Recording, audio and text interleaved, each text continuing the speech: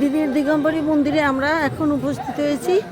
এখানে অনেক কর্মচারী আছেন, আমি তাদের কাছ থেকে জিজ্ঞাসা করে নেব এখানকার ঘটনাগুলো কি, এবং এরা আমাকে বলবেন, আমি শুনবো। প্রভু, আমি এখানে আসছি আমি এই দিদির উপলক্ষে অংশগ্রহণ করার জন্য। জয় জগৎ বন্ধু করি, আপনি যদি ইনার সম্পর্কে আমাকে কিছু বলতেন।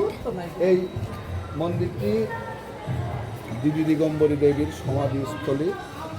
এখানে তিনি সমাধিস্থ আছেন। দিদি দিগম্বরী হচ্ছেন প্রভু জগৎবন্ধু সুন্দরের জ্যাঠতুতো বোন।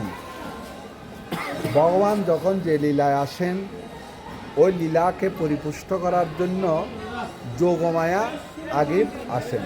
যেমন বৃন্দাবন লীলায় ছিলেন পূর্ণমাসী দেবী, নবদ্বীপ লীলায় ছিলেন সীতা ঠাকুরানী অদ্বৈত প্রভুর ধরণী, তেমনি মহোদ্ধারণ লীলায় এই যোগমায়া স্বরূপা হচ্ছেন দিদি দিগম্বরী। তো প্রভু জগৎবন্ধু সুন্দর যখন 14 মাস বয়সে মাতৃহারা হন, তখন এই দিদি দিগম্বরী প্রভু জগৎবন্ধু সুন্দরকে লালন পালন করেছেন। এবং প্রভুর যখন 3 বছর বয়সে পিতৃহারা হন, তখনই এই দিদি দিগম্বরী কোলে পিঠে করে প্রভুকে মানুষ করেছেন। তাই প্রভু জগৎবন্ধু সুন্দরের লীলায় এই দিদি দিগম্বরীর ভূমিকা অনেক অনেক বেশি। আজকে এই দিদি দিগম্বরী দেবী এই শ্রীমূর্তি প্রতিষ্ঠিত হলো। ভক্তরা আসছেন, আনন্দ করছেন, অখণ্ড হরিনাম কীর্তন চলছেন, রাত্রে ভাগবতীয় প্রবচন হবে, কীর্তন হবে। আচ্ছা, জয় জগৎ বন্ধু করি প্রভু।